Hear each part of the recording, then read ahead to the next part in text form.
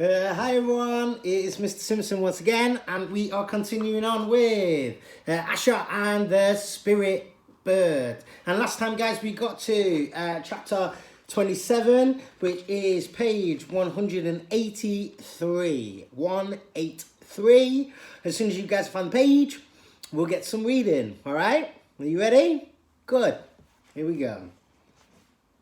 I spend all night with my chin pressed into my knees in a corner of the room.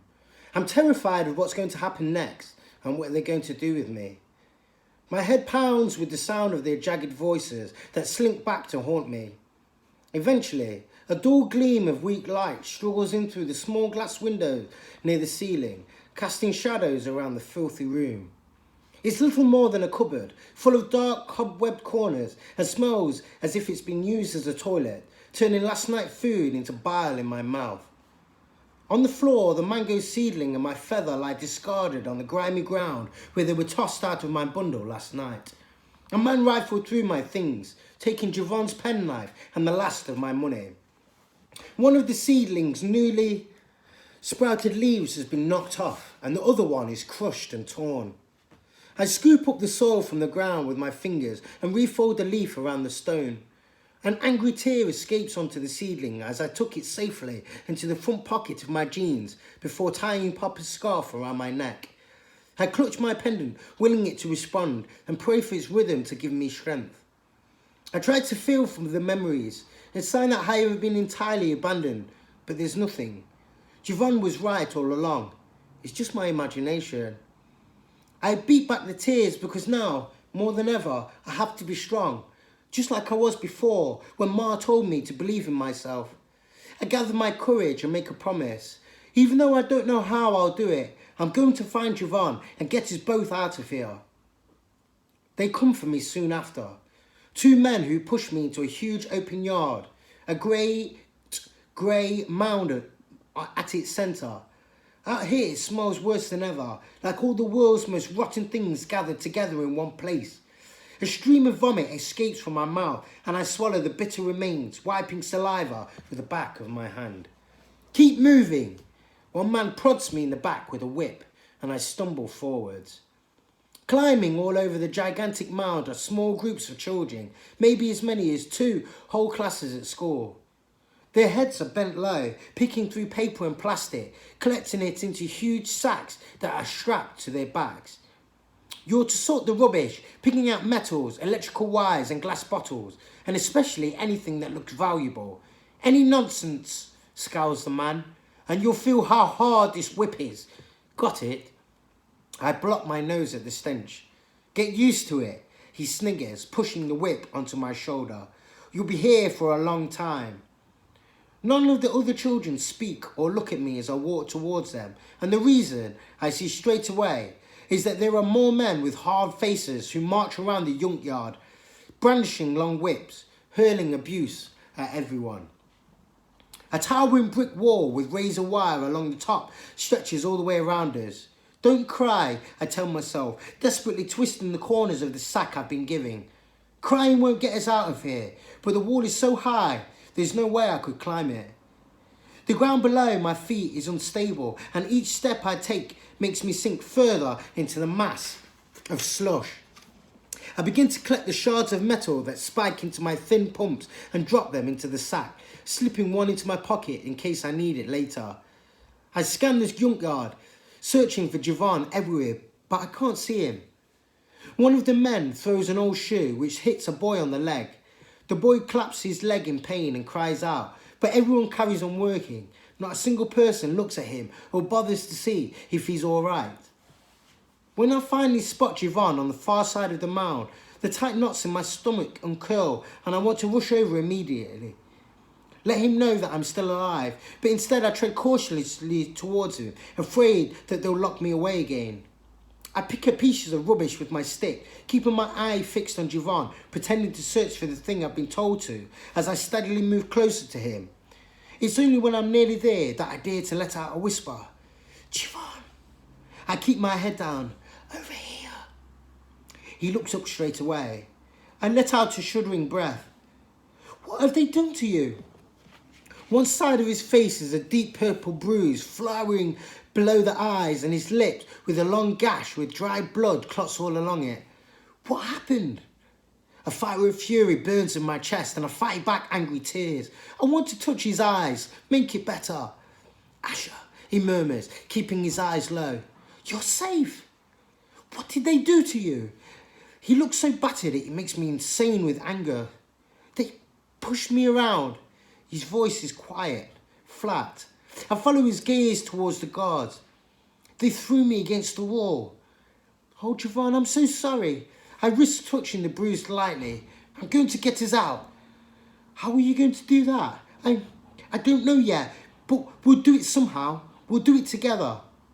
I feel for the sharp bit of metal I hid in my pocket, glance up and keep picking at the rubbish. Javon's face looks so painful. Does it still hurt? It's not too bad. He can barely move his lips. I know he's not telling me the truth. His hair has come undone and hangs round his shoulders. His shirt is bloodstained and torn. I pause and press my pen into my chest. Close my eyes for a moment, try to connect with my ancestors, and then I feel the rhythm. Asher, my dear girl, do you remember what I told you about being special? There's a reason for everything, and even though it may not seem fair that you are here, it was your destiny to come. Even in the vilest of places, there is beauty, and it's your task to find it. Remember that I was always by your side, even when you were too small to know, and I sang to you and loved you.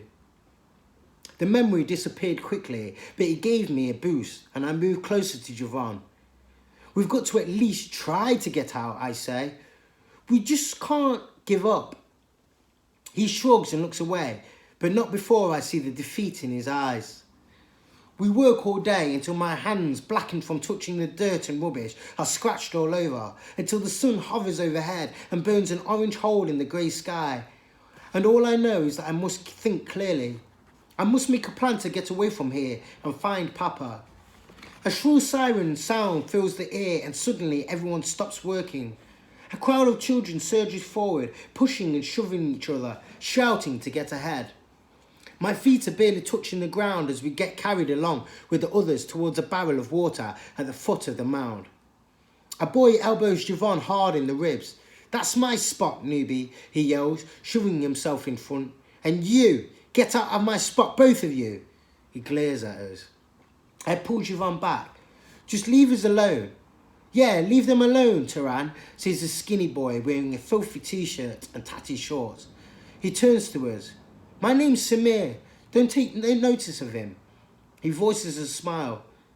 My friends call me Sammy, and this is Attica. A girl who reminds me of Rupa pushes forward. Hi, she whispers. But you're too young to be here, I say. Attica wipes her nose with the back of her hand. I used to live with my uncle, but he lost his job and said that he couldn't afford to keep me anymore, so he sold me. That's how I ended up here. Sold you? I can't believe what she's saying. But I guess that's what's happened to us, isn't it? The lady in the car exchanged us for money. I don't think I'll ever get out, she replies, her voice on the edge of tears. But I look out for you, don't I? Says Sammy, putting an arm around her. Yes, she says. We look after each other. It's the only way. We move along the queue for water, all the children jostling and grabbing each other. Keep going, cries one of the men, stomping up and down, using a long stick to jab anyone who takes more than a few gulps of water. I push Javon forward. You go first. You've been working for longer than me. He doesn't even bother to argue. He finishes quickly, gives me the cup, and I pour the water into my mouth. I'm so thirsty I don't want to stop, but I barely start the first sip before the man pushes me away. Hey, he says, what are you, an elephant? Get back to picking, useless mongrels. He snatches the drink away. I clench my jaw as we walk back to the mound of rubbish and carry on picking things off the ground. We're not allowed to stop or rest. We keep looking for wires, cans, anything metal from the dump and stuff it into the sacks on our backs. The sun disappears behind the tower blocks and the grey sky starts to darken. There'll be no moon tonight, and I remember how each Diwali we celebrate at home is always a moonless night. We still have 4 weeks. A pair of flickering floodlights turn on and I realise we'll be working for hours yet.